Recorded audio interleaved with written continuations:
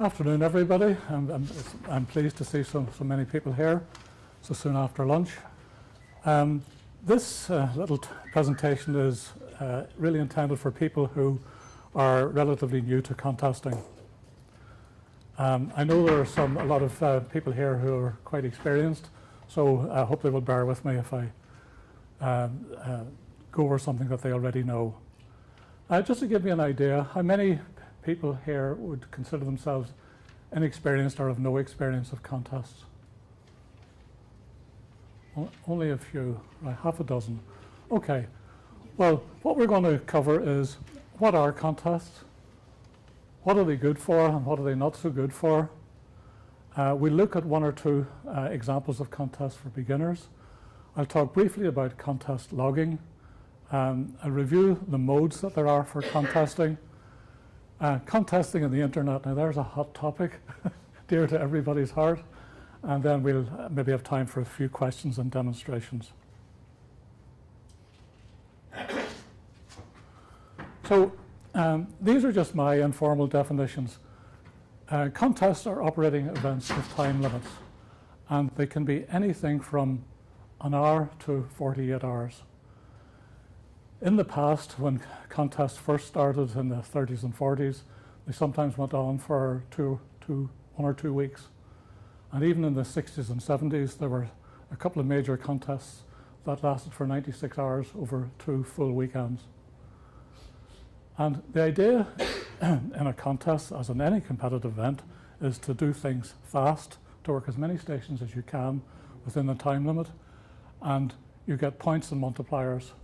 Typically you get more points for a station that's further away, for example, in another continent, and you might get multipliers for each different country that you work.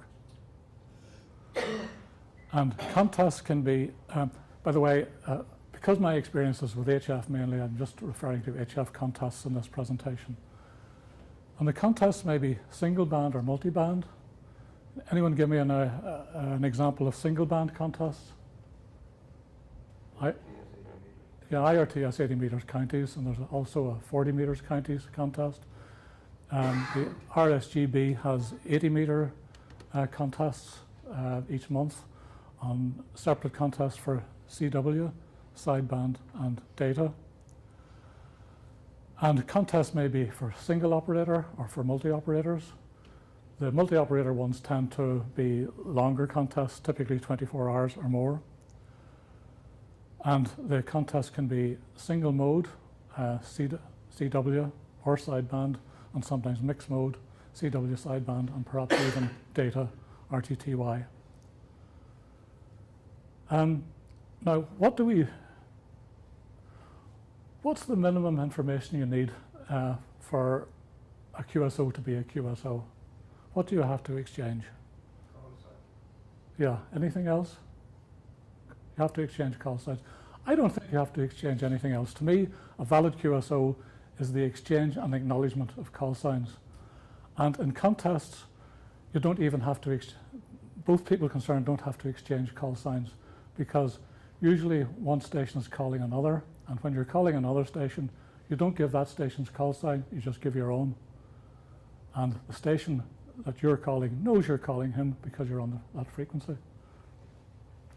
So the information exchange is often RST, which is almost invariably 59 or 599. It could be a serial, which would be number 1 for your first contest, and 2 for your second, and so on. Now, what are contests good for?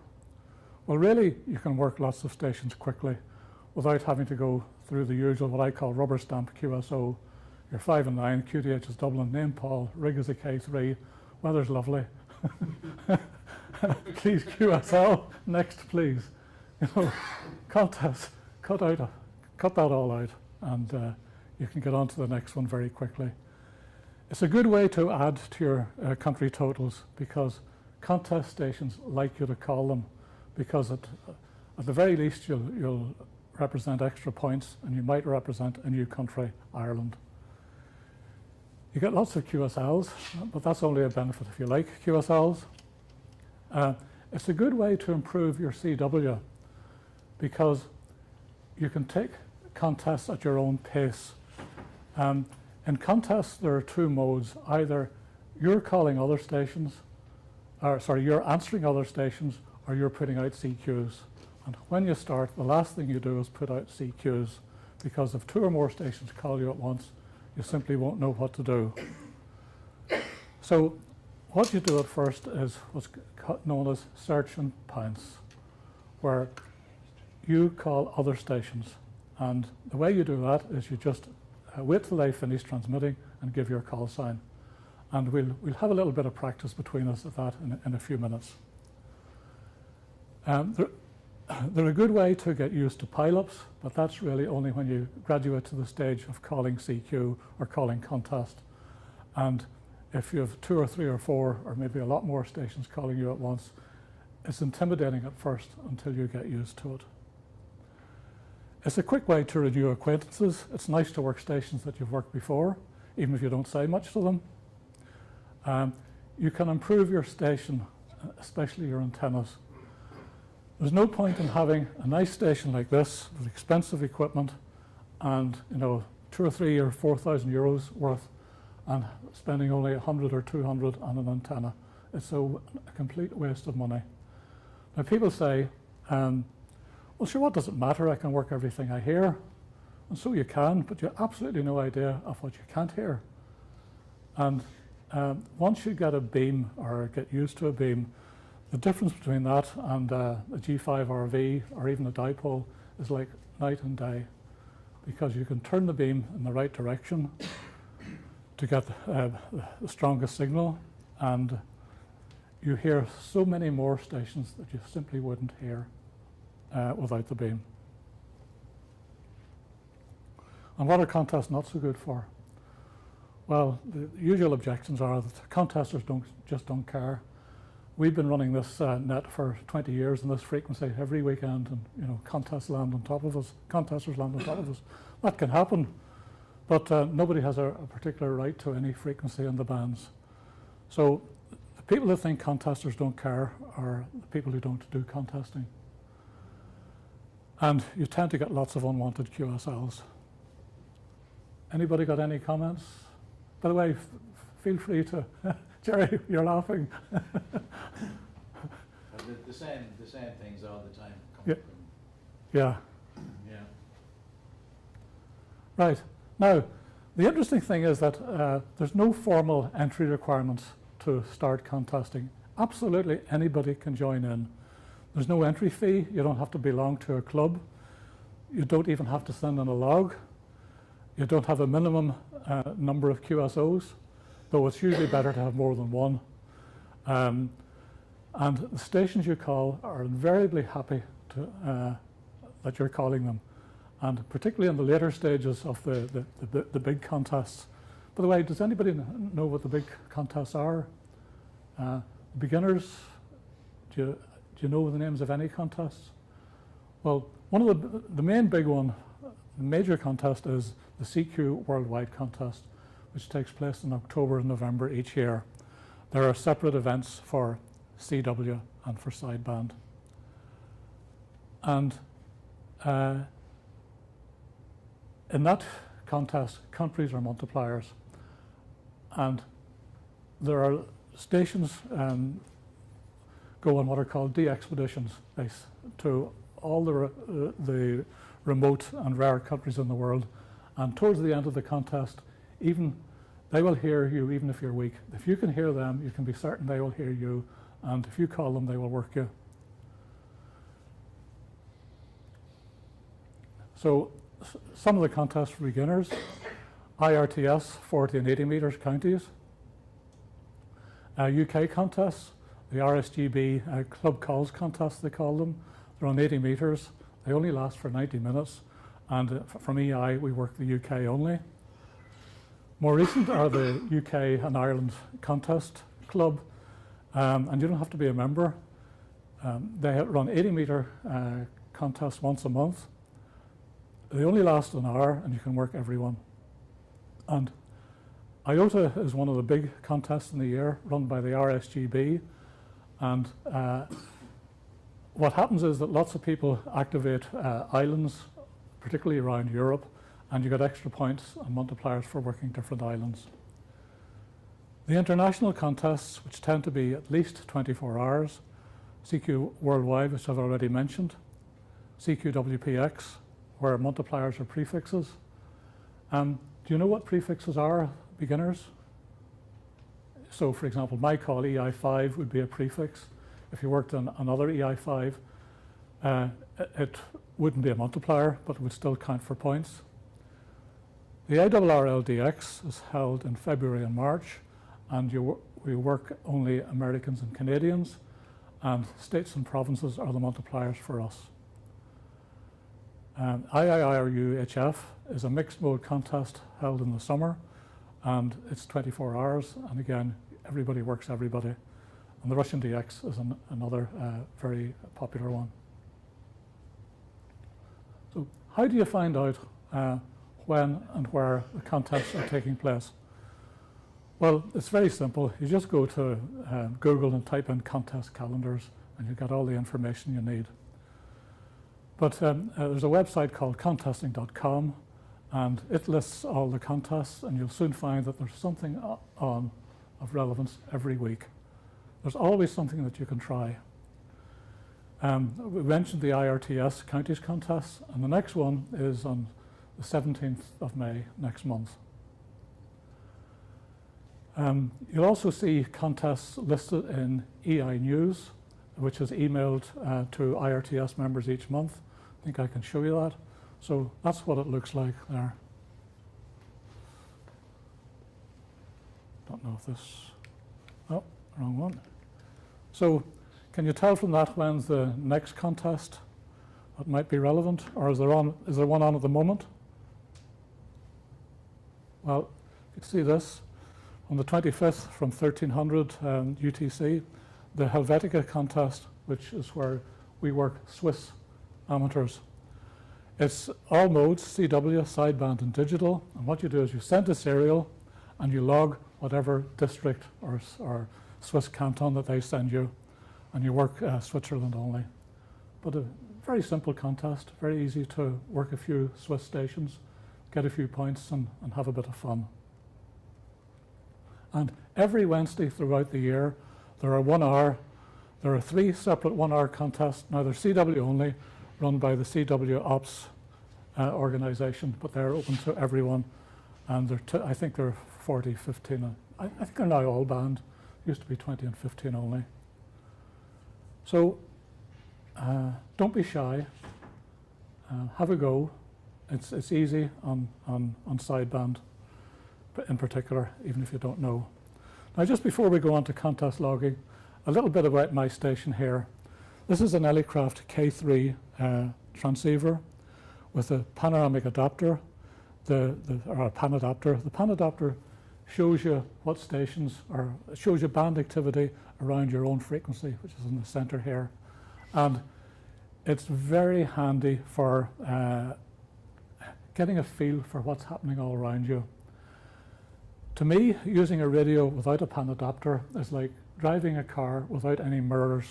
You can see exactly where you're going and what's ahead of you, but you've no feel for what's happening all around you. You feel you're wearing blinkers without one of those. You've probably seen the Heil headsets and, decided you might like to save up and get one of them. I wouldn't recommend it for contesting because they're too big and heavy and they hurt your ears, especially if you wear glasses. So I use the simplest mobile microphones like this. Just fits like that. It can be bent, and that's all you need. And for headphones, I use in-ear phones like these. They have flexible inserts that go in right into your ear. They're light. You don't know you're wearing them, and they keep out a lot of sound.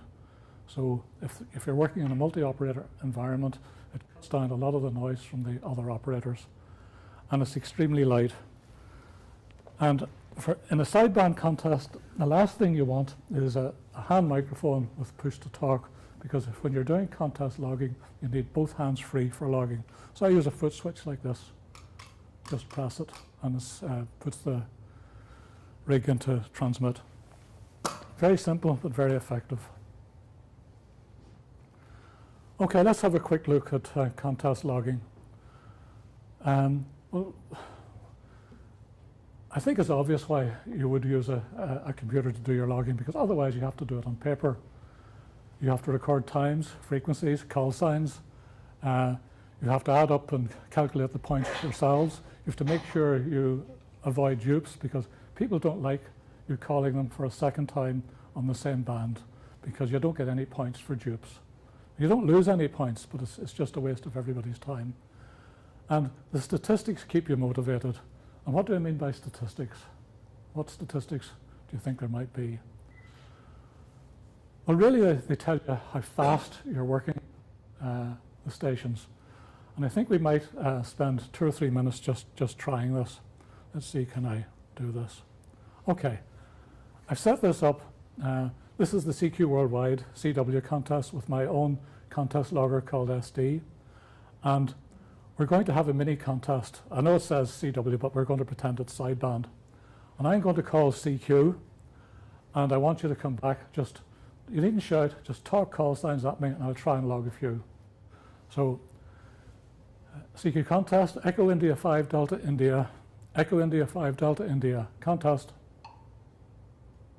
I'm not getting out, don't hear any replies.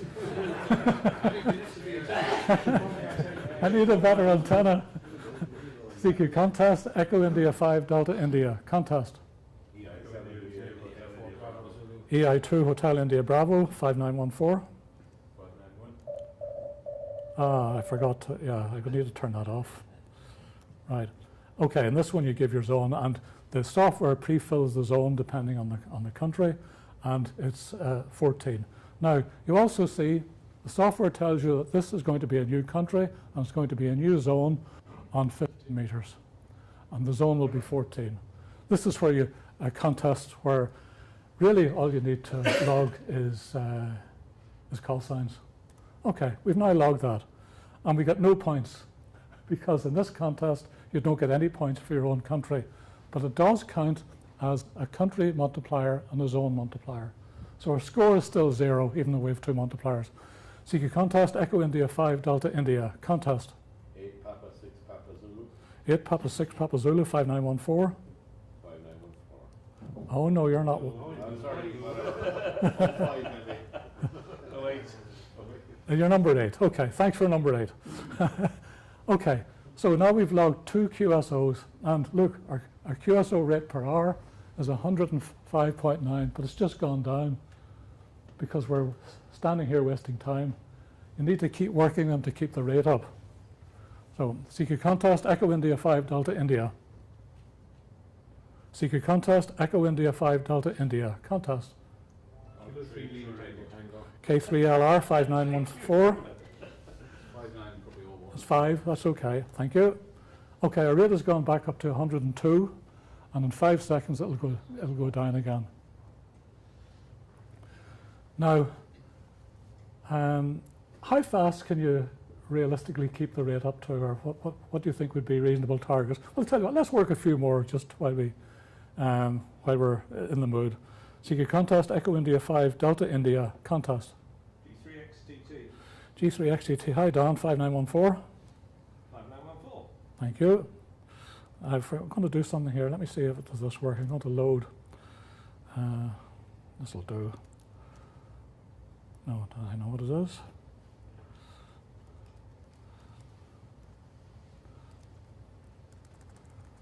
Excuse me a second. I'm just loading a call sign reference file. C SD. So if Don calls me again, mistake, I immediately know it's Don, and I have the number there is just a club membership number. So, all right, now our loads, we're down to 80 an hour, which is not much more than 1 minute. Now 1 minute is very, very slow. So CQ contest, Echo India 5 Delta India, contest. EI3 HQB 5914. 5914. Thank you. QRZ, Echo India 5 Delta India.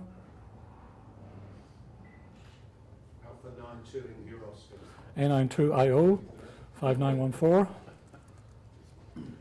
Where are you, Alpha 92? 5921, thanks. Okay, so that was a country multiplier and a zone multiplier, and our rate has gone back up to 100 an hour. So if we kept going at that average rate, we would work 100 stations in an hour. Rates in practice on sideband can go up to about 400 an hour, which is every 7 or 8 seconds you can work a station, or every 10 seconds anyway. Right, let's see where we were. You're going to be good at typing then? No, not really, because all you've got to type is the call sign and hit enter. You know, so, I mean, I wasn't typing it as fast as the people were calling out the call signs, but you do have to know your way around the keyboard. But that only matters when you're calling CQ.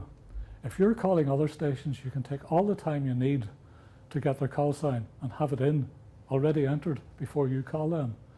Then what you get from them is just a serial or a zone number or whatever, and that's all you have to type, and then hit enter, and the QSO is logged. So you do need basic keyboard skills, and it helps to know your logging software, because otherwise you'll struggle to do edits in a hurry. So, You need to connect to the rig, really. oh yeah, you do need to connect it to the rig. I'll show you that this is, yeah, you know, I don't ever have to worry about frequency or anything. If I want to go to 20 meters on the rig, I just do this. B20 should do it. Oops. And the rig is now on 20 meters. The band has changed to 20 meters, and it's gone to whatever frequency it was last on 20 meters. If I work W3LPL on 20 meters, and then he says, how about 28400? I just type in 28400. I do Q. There he is. I work him. I go hit F10 twice, and I'm back at my run frequency. So I can move stations to other bands and come back to my run frequency in seconds. Yes, the radio, well, all modern radios are compatible with computers because they all have serial connections. Right, we've got to move on because we're running out of time. So I've been contesting since '61. I was 17 then, and I'm 71 now. I wonder if there's any significance. So I reckon I've only another 20 or 30 good years left for contesting. I've been programming since 1966, one way or another. First was Elliott Autocode, then Fortran 4, then COBOL. I started coding SD in 1989, first in GW Basic, which was a standard programming tool with DOS. Then migrated to Turbo Basic, Power Basic, and for the last 10 or 11 years it's been in Power Basic for Windows. Now, how many modes are there? Dozens. There's not really. There's only 3 modes.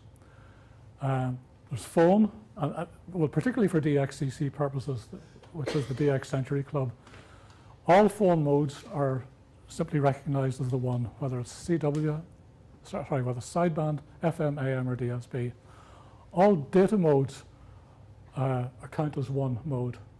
And, you know, there are dozens of data modes, and next month there will be more, because anybody who can string more than 2 lines of code together can come up with a new data mode. Now, I say they're all the same, but in what respect are they all the same? They're all the same in that you need a computer or a machine to decode them. Now, CW is a data mode because it can be decoded by machine. But the difference is that it can be decoded by people. And if you need a decoder to decode your Morse for you, you really can't claim to know Morse code because you're treating it as a data mode. All right, well, we've done the demonstration on logging QSOs. I showed you the QSO rate window. Check partial window is a bit specialized. I don't have the time. So let me look briefly about the history of telecommunications and where amateur radio stands today. 200 years ago, the only overseas communication was by sea. If you wanted to ask somebody a question in the States, you had to send the question by letter post on a ship, wait for it to be replied to, and wait for that ship to come back. It could take you 2 or 3 months to get an answer. 150 years ago, in the 1850s or so, the first undersea cable was laid in the North Atlantic, and that was wired telegraphy. And then 100 years ago, we had wireless telegraphy, and Marconi is the name that comes to mind. Now, what's the difference between wireless telegraphy and wired telegraphy? Well, yeah, that makes all the difference. Now, I've read that Albert Einstein was once asked to describe wireless telegraphy. He said, think of a very long cat with its tail in Dublin and its head in New York. If you pull its tail in Dublin, the head meows in New York. That's wired telegraphy. Now, wireless telegraphy is exactly the same, except that there's no cat. So how does it work? It really is magic, because there is nothing between this little box here putting out the same amount of power as one of those lights, and yet it can activate enough electrons in the ionosphere or around the world to produce a signal in another radio 15 or 16,000 kilometers away, and for us, the two of us, to have communications. That, to me, that is the magic of wireless or radio. And yet now we have the internet, and we're back effectively to wired telegraphy, except it's very much faster than it was. Now, at home, I have one of the fastest internet connections in the country. I have a solid 240 megabits a second. I have about 10 internet-enabled devices throughout the house, but my radio isn't one of them. I keep it separate from the internet, because for the simple reason, here's a book that was published 50 years ago describing the first 50 years of wireless, and it's called World at Their Fingertips, written by John Clarycoats, a man I met at least once in the 60s. In those days, we were special because we were the only people, non-professionals outside the telecommunications industries, who had person-to-person communications for free, effectively. Now, everybody is special. We all have the internet. It's effectively free. There's free Wi-Fi in this hotel.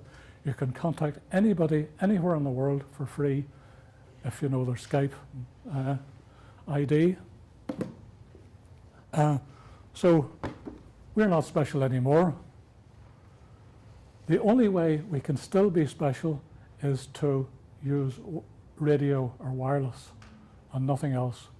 Because really, the way I see it is, from the amateur radio point of view, the internet puts the wires back into wireless. I don't see the point of mixing the two ever, although I'm in a bit of a minority there. So there's my station at home. It's exactly as you see there. The only addition is a desk lamp and a rotator.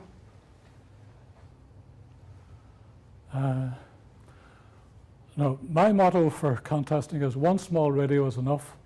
One small computer is enough. That's, I think, a 10-inch screen. Minimize your eye and head movement. And finally, antennas can never be too big. Now, I'm going to do a quick demo.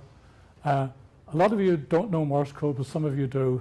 Now, I'd like somebody to come up here who can type. Anybody.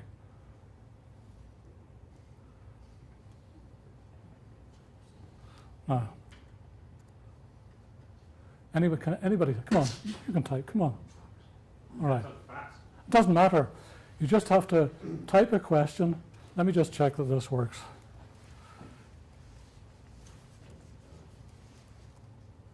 That didn't work. 2 minutes, okay. This didn't work, so let's just see why.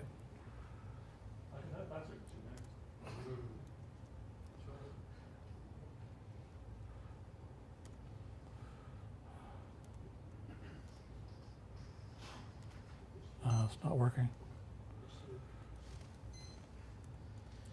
I was going to do you a demo, show you just how Morse is magic. You're off the hook. Get you to type a question, and without looking at the screen, I'd answer the question for you. But we have a technical glitch. So, really, to summarise, get on the air, get off the internet, and put the radio back into amateur radio. Now, any questions? Anything? This is, by the way, this is my Morse key, single paddle Morse key. Not working. Let me just see why. COM3, COM13.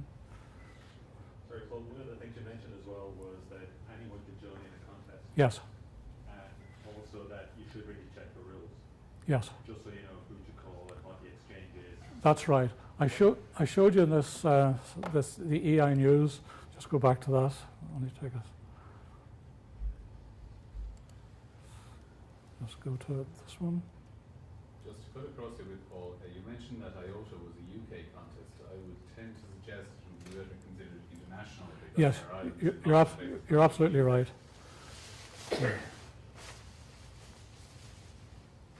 Now, IRTS members get this by email, and each of these things in blue is a direct link to the rules. Yeah. So that's where you can check the rules. And there's links to some of the relevant contest calendars. It's just slightly more difficult when you go the other way. That you go and you sit down and you turn the radio on, you can hear a contest. Yes. And now you're trying to figure out what it is. Yes, you can make a mistake because, if you're meant to be calling Americans only, nobody else outside America will thank you for calling them. So you just have to check the rules. I think the solution is use the internet every Friday, check one of the contesting websites, see what's on, see if you're interested, see if you're not. Absolutely, yes. That's the easiest way to do it. Yes, and don't call CQ if you're a beginner, call the other stations. Then there's no embarrassment if you don't copy what they send you because you just say thanks. And they don't know any better.